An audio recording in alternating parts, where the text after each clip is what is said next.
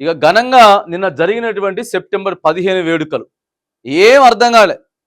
నిన్న రాష్ట్ర ప్రజలకి అసలు సెప్టెంబర్ 17 అంటే అది లేకపోతే విమోచనమా, విలోనమా, ఇది ప్రజా పాలన అనేది ఏం అర్థం కాని పరిస్థితి ఉన్నది. ఇక కొంతమంది ఆడ హాజరైనరు విలీన దినోత్సవానికి, కొంతమంది ఏమో విమోచన దినోత్సవానికి హాజరైనరు, కొంతమంది ఏమో ప్రజాపాలన దినోత్సవానికి హాజరైనరు. సెప్టెంబర్ 17ని అంటే మొత్తానికి ఈ రాష్ట్ర ప్రజల్నే కన్ఫ్యూజ్ చేసినటువంటి పరిస్థితి ఉన్నది. ఇక చూడండి, ఈడ బీజేపీ వాళ్ళు ఏం పెట్టిర్రు, చరిత్రను తొక్కిపెట్టారు, స్వాతంత్రం కోసం చేసిన త్యాగాలు దాచడం దుర్మార్గం అని చెప్పి కిషన్ రెడ్డి చెప్తున్నాడు. నిజాం పాలనలో ప్రజలపై బలవంతంగా ఉర్దూ భాషను రుద్దారట. విమోచనంపై కాంగ్రెస్ బీఆర్ఎస్వి వక్ర భాషలన్న కేంద్ర మంత్రి, కేంద్ర ప్రభుత్వం ఆధ్వర్యంలో పరేడ్ గ్రౌండ్లో విమోచన వేడుకలు జరిగినాయి. విమోచన వేడుకలు నిన్న పరేడ్ గ్రౌండ్లో వీళ్ళు చేసిరు. పరేడ్ గ్రౌండ్లో చేయడం అంటే కేంద్ర ప్రభుత్వం ఆధ్వర్యంలో మామూలు విషయం కాదు. నిన్న వీళ్ళేమో విమోచన వేడుకలు జరిపారు. ఇగో ఇక్కడ డైరెక్ట్ కేంద్ర మంత్రి కిషన్ రెడ్డి చేసిండు. ఈ తర్వాత ఇక ప్రధాన పార్టీలైనటువంటి సిపిఐ, సిపిఎం వీళ్ళ ఆధ్వర్యంలో పోరాటానిక విలీనానిక, అసలు దేనికి సెప్టెంబర్ 17 ప్రజాపాలన దినోత్సవం దేనికి సంకేతం అంటే, ఇది కూనంనేని సాంబశివరావు నిన్న రాష్ట్ర ప్రభుత్వం చేసినటువంటి ప్రజాపాలన దినోత్సవానికి వ్యతిరేకంగా ఆయన మాట్లాడింది.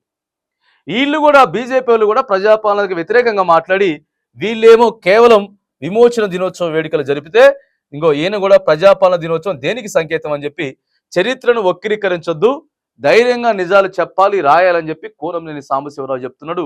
కమ్యూనిస్టుల త్యాగం, పోరాటాన్ని గుర్తించాలని డిమాండ్. సిపిఐ ఆఫీసులో ఘనంగా తెలంగాణ విలీన దినోత్సవ వేడుకలు జరిగినాయి.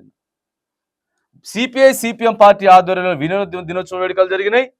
డైరెక్ట్ పరేడ్ గ్రౌండ్లో ఏమో విమోచన వేడుకలు జరిగినాయి.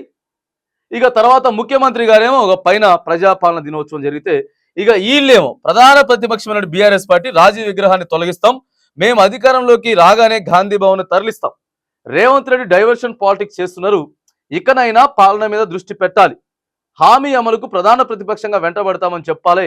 ఇక అసలు చక్కగా పరిపాలనే లేదు, ప్రజాపాలన దినోత్సవం చేసిందని చెప్పేసేమో ఇక బీఆర్ఎస్ వాళ్ళు. అంటే నిన్న ఒక్కొక్క రాజకీయ పార్టీ సెప్టెంబర్ 15ని ఒక్కోలాగా చూసింది. విమోచనం, విలీనం, ప్రజాపాలన అనుకుంటా ఏ పార్టీ వాళ్ళు ఆ పార్టీ వాళ్ళే, సగం మంది ప్రజలు ఇటు, కొంతమంది ప్రజలు అటు, కొంతమంది ప్రజలు ఇటు. చూడండి ప్రజలలో ఒకసారి రాష్ట్రంలో రాజకీయ పార్టీలు మరి వాళ్ళ ఉనికిని చాటుకోవడం కోసం ఎవరికి ఇష్టం వచ్చింది వాళ్ళే చేసుకుంటా ప్రజల్ని తప్పుదోవ పట్టేటటువంటి ప్రయత్నం చేస్తూ ఉన్నారు. కానీ మరి ఇవన్నీ మనకు అవసరం లేదు కదా. మనం అడుగుతా ఉన్నాం, ఇగో ఎప్పుడైనా సరే ప్రజలకి, లేకపోతేనేమో ముఖ్యమంత్రి గారు చెప్తాడు, నేను ఫామ్ హౌస్ ముఖ్యమంత్రిని కాదు, సీఎంని కాదు.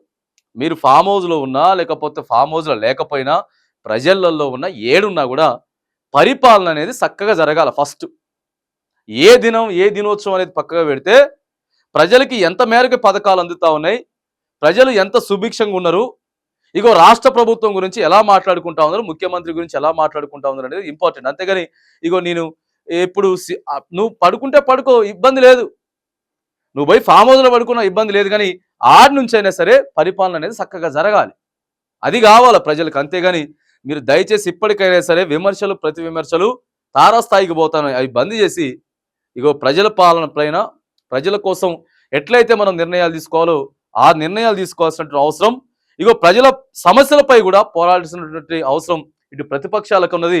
అంతకంటే ఎక్కువ ఇప్పుడు పరిపాలిస్తున్నటువంటి రాష్ట్ర ప్రభుత్వం కూడా ప్రజల కోసం ఆలోచన చేయాలి.